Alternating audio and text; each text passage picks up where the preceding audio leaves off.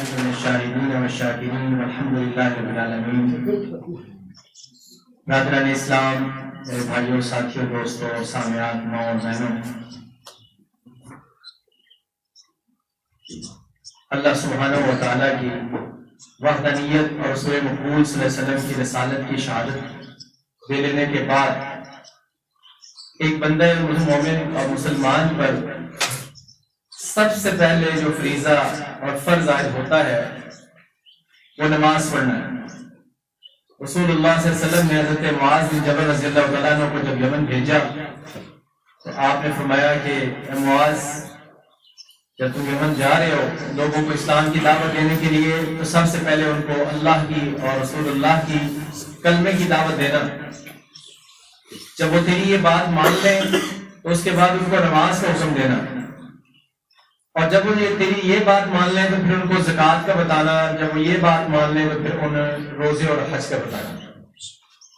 تو ترتیب میں سب سے پہلے کلمہ طیبہ اور اس کے فوراً بعد سب سے پہلا کام جو ہے وہ نماز ہے۔ نماز پڑھے گا تو پتہ چلے گا یہ مومن ہوا ہے، ورنہ اس کا کلمہ پڑھا ہوا جو ہے وہ اس کے اوپر سٹیمپ نہیں لگے گی۔ اس نے پڑھ لیا ہے کلمہ کہ نہیں پڑھا، یہ سٹیمپ جو ہے وہ نماز اور زکوٰۃ ادا کر لینے کے بعد ہوتی ہے۔ رسول اللہ صلی اللہ علیہ وسلم کی حدیث ہے امرت ان اقاتل الناس حتی یشہدوا ان لا الہ الا اللہ الی آخر الحدیث۔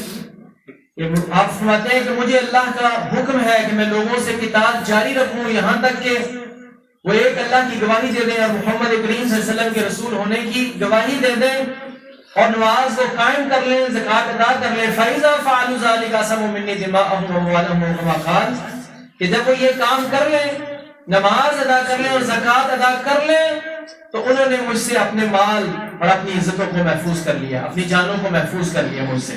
عَصَمُوا مِنِّي دِمَاءَهُمْ وَأَمْوَالَهُمْ، اپنے خونوں کو اور اپنے مالوں کو مجھ سے انہوں نے بچا لیا۔ یعنی کلمہ پڑھنے کے بعد یہ نہیں فرمایا کہ میں لوگوں سے قتال کرتا رہوں یہاں تک کہ وہ کلمہ پڑھ لے، نہیں، مجھے اللہ کا حکم دیا گیا ہے کہ میں لوگوں سے قتال کرتا رہوں یہاں تک کہ وہ کلمہ پڑھنے کے بعد دو کام کر لیں، نماز ادا کر لیں، زکوٰۃ کو ادا کر لیں۔ اس سے پتہ چلتا ہے کہ صرف کلمہ کافی نہیں۔ اور سورہ توبہ میں اللہ تعالیٰ فرماتے ہیں، آپ کو پتہ ہے سورہ توبہ جو ہے بغیر بسم اللہ سے شروع ہوتی ہے۔ اللہ تعالیٰ نہایت ناراضگی اور غصے کے ساتھ ایک اعلان برات فرماتے ہیں، برات من اللہ ورسولہ، اللہ اس کے رسول کی برات ہے ان مشرکوں کے ساتھ جو بار بار اللہ کے وعدوں کو توڑتے ہیں اور آپ کے ساتھ وعدہ خلافی کرتے ہیں اور نقصان کرتے ہیں۔ ان کو کہہ دیں فَإِذَا انْسَلَخَ الْأَشْهُرُ الْحُرُمُ فَاقْتُلُوا الْمُشْرِكِينَ حَيْثُ وَجَدتُّمُوهُمْ وَخُذُوهُمْ وَاحْصُرُوهُمْ وَاقْعُدُوا لَهُمْ كُلَّ مَرْصَدٍ فَإِن تَابُوا وَأَقَامُوا الصَّلَاةَ وَآتَوُا الزَّكَاةَ فَخَلُّوا سَبِيلَهُمْ۔ یہ جو بار بار وعدے توڑ رہے انہوں نے توڑ لیے، جو ہونا تھا سو ہو گیا، اب ان کو 4 مہینوں کی مہلت دی جاتی ہے، جہاں یہ جانا چاہتے ہیں یہ چلے جائیں۔ یہ بھی رحمت اللہ کی، اور ان کو وقت دیا جاتا ہے کہ 4 مہینوں میں جہاں جہاں انہوں نے اپنا ٹھکانہ کرنا ہے کر لیں، لیکن اس کے بعد پھر اس جگہ پر یہ نظر نہ آئے۔ اگر یہ دوبارہ نظر آ گئے فَاقْتُلُوهُمْ، ان کو قتل کر دو، وَاحْصُرُوهُمْ، ان کا محاصرہ کر لو، وَاقْعُدُوا لَهُمْ كُلَّ مَرْصَدٍ، اور ان کی طاق میں بیٹھ جاؤ اور ان کی گردنوں کو تنوں سے جدا کر دو۔ اتنا سخت حکم، اور اس کے فوراً بعد فرمایا فَإِن تَابُوا وَأَقَامُوا الصَّلَاةَ وَآتَوُا الزَّكَاةَ فَخَلُّوا سَبِيلَهُمْ، لیکن اگر یہ توبہ کر لیں اور 2 کام کر لیں، نماز کو ادا کر لیں اور زکوٰۃ کو ادا کر لیں، فَخَلُّوا سَبِيلَهُمْ، ان کے راستوں کو چھوڑ دیں۔ اور دوسری جگہ پر فرمایا فَإِخْوَانُكُمْ فِي الدِّينِ، یہ 2 کام کر لینے کے بعد یہ تمہارے دین میں بھائی بن چکے ہیں۔ عرض یہ کر رہا ہوں کلمہ کافی نہیں ہوا، اس کے بعد نماز اور زکوٰۃ کی آگے شرط عائد ہوتی ہے۔ میرے ایمان والے بھائیوں، ساتھیوں، دوستوں، نماز وہ اہم کام ہے، اتنا بنیادی کام ہے کہ اللہ نے اپنے کئی انبیاء کو جب نبوت پر سرفراز فرمایا تو فوراً اس کے پہلے وحی میں اسی چیز کا حکم دیا کہ آپ کا کام یہ ہے کہ آپ نے اللہ کی ورشپ کرنی ہے۔ وَمَا خَلَقْتُ الْجِنَّ وَالْإِنسَ إِلَّا لِيَعْبُدُونَ، اللہ فرماتے ہیں میں نے جن اور انسانوں کو صرف اور صرف ایک ہی مقصد کے لیے پیدا کیا ہے کہ وہ میری عبادت کریں۔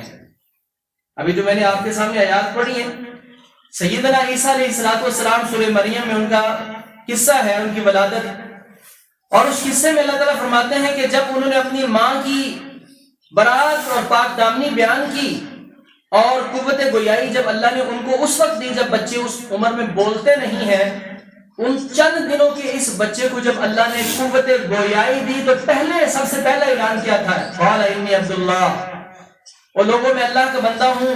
آتانی الکتاب، مجھے میرا اللہ کتاب دے گا. وجعلنی نبیا، مجھے اس نے نبی بنایا ہے. وجعلنی مبارکا اینما کنت، اور مجھے اللہ نے مبارک بنایا ہے میں جہاں بھی ہوں. اور وَأَوْصَانِي بِالصَّلَاةِ وَالزَّكَاةِ مَا دُمْتُ حَيًّا، میرے رب نے مجھے یہ نصیحت کر کے بھیجا ہے کہ جب تک میں زندہ رہوں میں نماز کو ادا کرتا رہوں، زکوٰۃ کو ادا کرتا رہوں. یہ پہلا بول ہے عیسیٰ علیہ السلام کا، پہلا بول.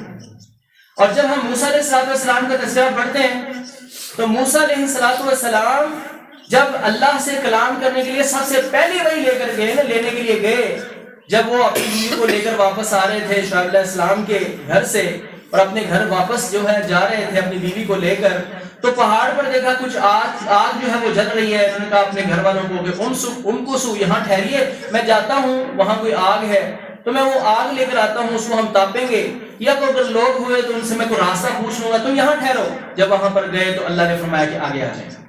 یا موسیٰ فاخلع علیک انک بالوادی المقدس طویٰ، اے موسیٰ اپنا جوتا پیچھے چھوڑ دیں، آپ ایک مقدس وادی میں آ گئی ہیں.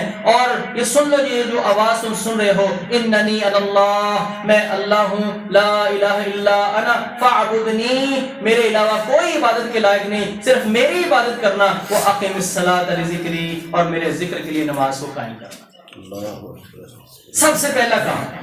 اچھا، اسی سورہ مریم میں اللہ تعالیٰ فرماتے ہیں، پہلے فرمایا کہ وَاذْكُرْ فِي الْكِتَابِ مریم، پھر مریم علیہ السلام کا سارا قصہ آیا، عیسیٰ علیہ السلام کی بات آئی. پھر اللہ نے فرمایا وَاذْكُرْ فِي الْكِتَابِ ابراہیم، ابراہیم علیہ السلام کی بات آئی. پھر آگے فرمایا وَاذْكُرْ فِي الْكِتَابِ موسیٰ، موسیٰ علیہ السلام کا ذکر کریں. پھر آگے آئے وَاذْكُرْ فِي الْكِتَابِ اسماعیل، اس کتاب میں اسماعیل کا ذکر کریں.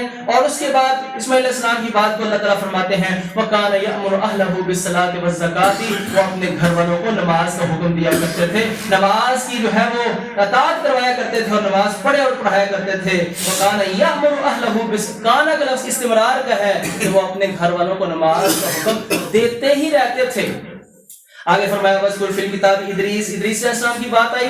اور اس کے بعد یہ انبیاء کا ذکر کرنے کے بعد فرماتے ہیں اللہ پاک اولئک الذین انعم اللہ علیہم من النبیین من ذریۃ آدم وممن حملنا مع نوح، یہ وہ اللہ کے برگزیدہ بندے ہیں جن پر اللہ نے انعام کیا، آدم علیہ السلام کی اولاد ساری کی ساری، اور ان میں سے جو نیکوکار سارے کے سارے تھے، اور نوح علیہ السلام کے ساتھ مع نوح، حملنا مع نوح، جن کو ہم نے نوح علیہ السلام کی کشتی میں سوار کیا تھا. ومن ذریۃ ابراہیم، ابراہیم علیہ السلام کی نیکوکار اولاد، و اسرائیل، اور یعقوب علیہ السلام کی اولاد، وممن ہدینا واجتبینا، اور وہ سارے لوگ جن کو ہم نے ہدایت دی اور جن کو ہم نے چنا. اذا تتلی علیہم آیات الرحمن خروا سجدا وبکیا، جب ان کے سامنے اللہ کے ان بندوں کے اوپر ان کے رب کی آیتوں کو پڑھا جاتا تھا، خروا سجدا وبکیا، وہ سجدوں میں پڑ جاتے تھے اور رونا شروع ہو جاتے تھے. سنیے میں اب پوائنٹ پر آ گیا ہوں. فخلف من بعدہم خلف، ان کے بعد ایسے نہ خلف آتے تھے اضاعوا الصلاۃ واتبعوا الشہوات، پہلے یہ اللہ کے نیکوکار بندے، ان کی اولادیں جب ان کے سامنے ان کے رب کی آیات کو پڑھا جاتا تھا، خروا سجدا وبکیا، سجدے کی حالت میں گر جاتے تھے اور روتے تھے. لیکن ان کے بعد ان کی نسلیں جب آتی تھیں، فخلف من بعدہم خلف اضاعوا الصلاۃ، وہ نمازوں کو ضائع کرتے تھے، واتبعوا الشہوات، اور دنیا کی شہوات کے پیچھے لگ جاتے تھے. فسوف یلقون غیا، ان قریب ان بد نصیبوں کو، نماز کو نہ پڑھنے والوں کو ہم غی وادی میں پھینکیں گے. اور غی کیا ہے؟ جہنمیوں کے خون اور پیپ کی جگہ ہے. فسوف یلقون غیا، جہنم کی غی وادی میں ان کو پھینکا جائے گا. کیوں؟ جرم کیا ہے؟ یہ نماز نہیں پڑھتے تھے. اور اللہ تعالیٰ سورہ قیامہ میں فرماتے ہیں، سورہ مدثر میں فرماتے ہیں جب ان کو جہنم میں پھینک دیا جائے گا، اس میں کافر جو ہے وہ جل رہے ہوں گے، مشرک جل رہے ہوں گے، اور ان کافر اور مشرکوں کے ساتھ ہی انجام بے نمازیوں کا ہوگا. اور وہ دنیا میں کلمہ بھی پڑھتے تھے لیکن وہاں ان کافروں کے ساتھ جل رہے ہوں گے. اللہ تعالیٰ فرماتے ہیں، اللہ نے وہ مکالمہ نقل کیا ہے، جنتی جنت میں بیٹھے بیٹھے جہنمیوں کو دیکھیں گے. اللہ اپنی قدرت کاملہ کے ساتھ جنت میں بیٹھے جنتیوں کو جہنمی دکھائیں گے. وہ دیکھیں گے یہ کلمہ پڑھتے تھے آج جہنم میں جل رہے ہیں. ان سے پوچھیں گے قالوا ما سلککم فی سقر، کہ تمہیں آج اس سقر وادی میں کس نے پھینکا؟ جہنم کی اس وادی میں تم کیوں آئے ہو؟ تمہارا جرم کیا ہے؟ کس جرم کی پاداش میں آج تم یہاں آئے ہو؟ تو وہ آگے سے سب سے پہلا جواب دیں گے لم نک من المصلین، ہم نماز نہیں پڑھتے تھے. اس سے اگلی صورت پہ چلے جائیں، قرآن بھرا پڑا ہے قرآن نماز کے اس اہتمام کے اوپر۔ اس سے اگلی ہی صورت میں سورہ قیامہ میں اللہ تعالیٰ فرماتے ہیں ایک بد نصیب وہ ہے اس کو بڑی سخت موت آئے گی، کلا اذا بلغت التراقیہ وقیل من راق، جب اس کی روح جو ہے یہ ہنسلی تک حلق پر پہنچ جائے گی اور اسے کہا جائے گا من راق، تیرا کوئی طبیب، تیرا کوئی راقی، تیرا کوئی دم جھاڑا کرنے والا، تجھے آج کوئی دوا دینے والا بچانے والا ہے تو بلا اس کو، من راق وظن انہ الفراق، اب اس کو یقین آ چکا ہوگا کہ اب میرا یہاں کا جانے کا وقت شروع ہو گیا ہے، والتفت الساق بالساق، سخت طریقے سے اس کی روح کو کھینچا جائے گا اور پنڈلی کے ساتھ لپٹ جائے گی اور رگڑیں کھائے گی اور وہ اب جا رہا ہوگا۔ یہ بد نصیب وہ ہے جس کو اتنی سخت موت آئی ہے، کون ہے؟ فلا صدق ولا صلی، اس نے نہ تو تصدیق کی نہ اس نے نماز پڑھی، ولکن کذب وتولی، بلکہ اس نے جھٹلایا اسلام کو، دین کی باتوں کو، وتولی، اور اپنے گھر کی طرف چلا گیا، ثم ذهب الى اهله يتمتع، ادھر آذان میں کہا جاتا تھا حی علی الصلاح حی علی الفلاح، آ نماز کی طرف، آ کامیابی کی طرف، لیکن یہ اپنے گھر کی طرف جاتا تھا اکڑتا ہوا، یہ لفظ استعمال ہوا ہے یتمتع، اس کا چلنا اللہ کو اتنا برا لگتا ہے، اس کے چلنے کو اللہ نے فرمایا یہ اکڑتا ہوا جا رہا ہے۔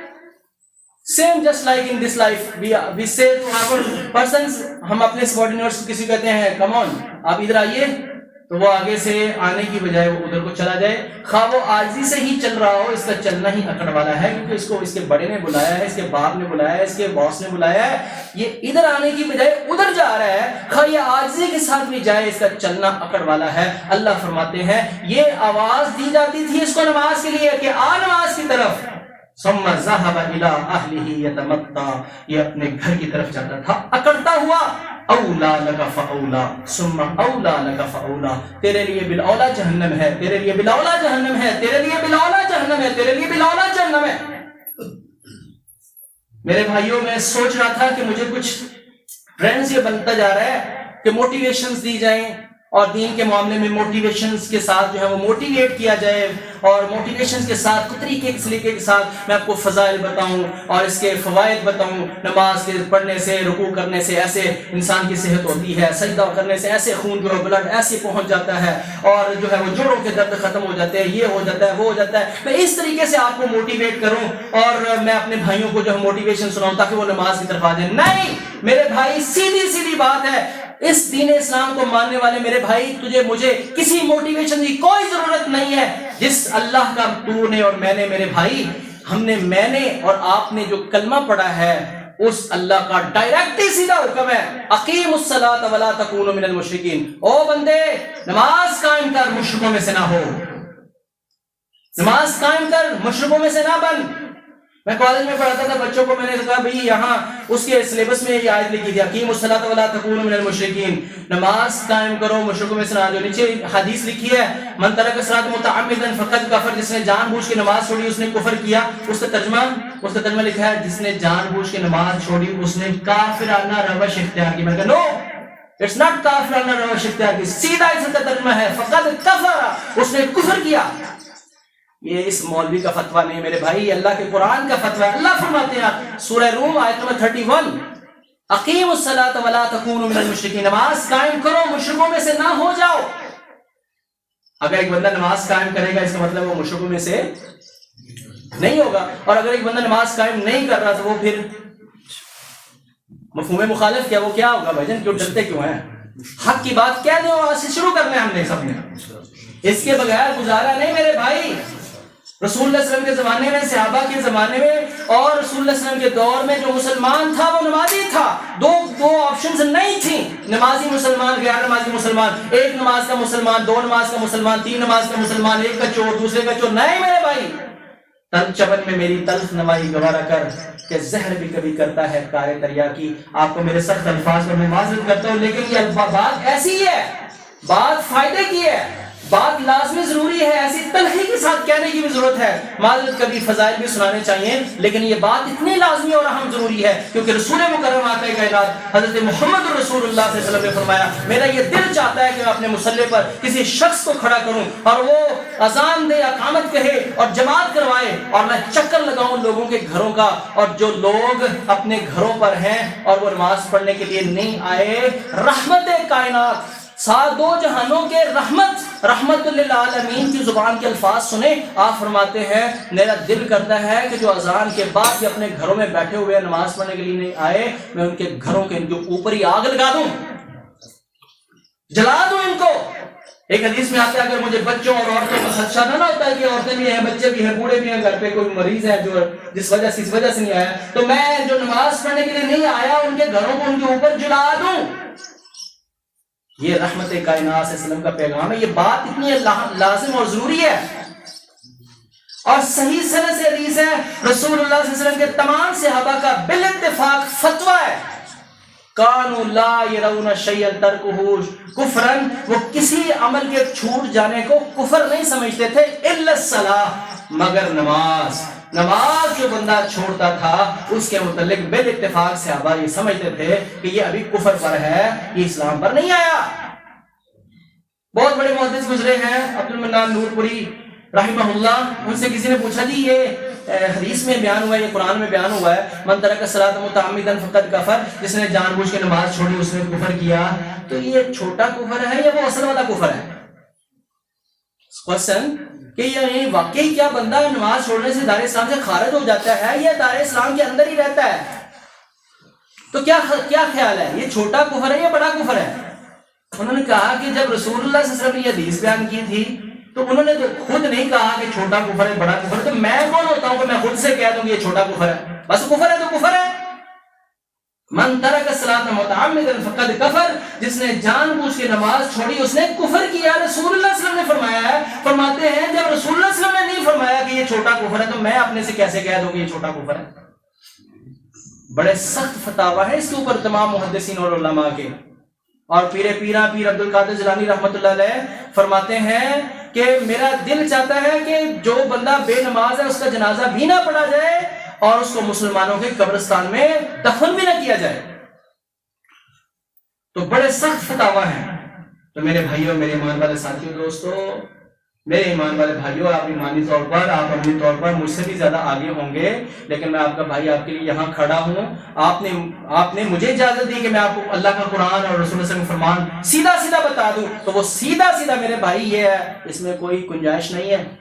ایسی بات نہیں ہے کہ مولویوں نے پڑھا ہوا ہے تو اس میں کوئی گنجائش اندر کوئی گنجائش ہے، وہ بتاتے نہیں ہیں، نہیں کوئی گنجائش نہیں، واللہ کوئی گنجائش نہیں ہے، نماز چھوڑنے کی کوئی گنجائش نہیں ہے، پکڑے جائیں گے۔ اسی مقصد کے لیے اللہ تعالیٰ نے اس انسان کو پیدا کیا اور اسی کے لیے ہمارے پاس ٹائم نہیں ہے۔ تو میرے بھائیوں، بہتر انسان وہی ہے جو اپنے رب کے بلاوے پر فوراً حاضر ہو جائے۔ دیکھو نا، ہم نے کوئی ایک بندہ بچہ کام والا رکھا ہو یا کوئی کام کے لیے ہم نے کوئی آدمی رکھا ہو، ہم اس کو آواز دیں اور وہ آواز کے اوپر فوراً آ جائے تو ہمیں کتنا اچھا لگتا ہے، اور اگر ہم اس کو آواز دیں اور وہ اپنے کاموں میں لگا رہے اور تھوڑی دیر کے بعد آئے تو کیا ہمیں پھر خوشی ہوتی ہے؟ تو ایسے ہی جب ہم اپنے رب کی آواز پر فوراً آ جائیں گے تو ہمارا اللہ ہم سے کتنا راضی ہوگا کہ ادھر آواز آئی تھی اور ادھر میرا بندہ حاضر ہو گیا۔ اور اگر ہم اذان ہو گئی ہے اور ہم اپنی باتوں میں لگے رہے، نہ آئے تو اللہ کتنا ناراض ہوگا۔ تو میرے بھائیوں، میرے ساتھیوں، دوستو، نماز جو ہے وہ باجماعت فرض ہے، ورکعوا مراکی، رکوع کرو رکوع کرنے والوں کے ساتھ۔ لیکن اگر کوئی مجبوری ہے انسان کی، کوئی ایسی وجہ ہے جس عذر کو اسلام اور دین مانتا ہے، اس عذر میں تو اپنی جگہ پر پڑھ سکتا ہے نماز، وہ بھی ہم انشاءاللہ بات کریں گے، ٹائم ختم ہوا چاہتا ہے کہ عذر کس کو عذر مانا ہے۔ تو بلا عذر، بغیر کسی وجہ کے اذان جو سن کے نماز پہ نہیں آتا، اس کی پھر نماز بھی قبول نہیں ہوتی۔ 6 عذر پیش کیے تھے ایک صحابی نے، کہ وہ نبینے بھی تھے، ان کو لانے والا بھی نہیں تھا، عمر بھی زیادہ تھی، راستہ بھی خراب تھا، راستے میں کانٹے بھی تھے، اور راستے میں موذی جانور بھی ہیں، دوسرے ہیں، یہ سارے عذر انہوں نے پیش کیے۔ اللہ کے رسول کہ کیا میرے لیے اجازت ہے کہ میں گھر پہ نماز پڑھ لوں؟ تو رسول اللہ صلی اللہ علیہ وسلم نے فرمایا کہ ٹھیک ہے، لیکن تھوڑی دیر آگے گئے تو وہی آگے، آپ نے دوبارہ بلایا، آپ نے فرمایا کہ حل تسمع النداء، اذان کی آواز سنتے ہو؟ انہوں نے کہا اللہ کے رسول جی اذان کی آواز تو مجھے آتی ہے۔ تو آپ نے فرمایا پھر آپ کو اجازت نہیں ہے، آپ کو یہاں آنا پڑے گا، آپ کو مسجد میں آنا پڑے گا، نبینے سے ابھی کوئی اجازت نہیں ملی، تو پھر ہم آنکھوں دیکھیں اور صحیح چلتے اذان کے ساتھ کیسے اجازت ہے؟ اللہ سے دعا کرتا ہوں جو ہم نے سنا ہے اللہ سب سے پہلے مجھے اور آپ سب کو عمل کی توفیق نصیب فرمائے۔ وآخر دعوانا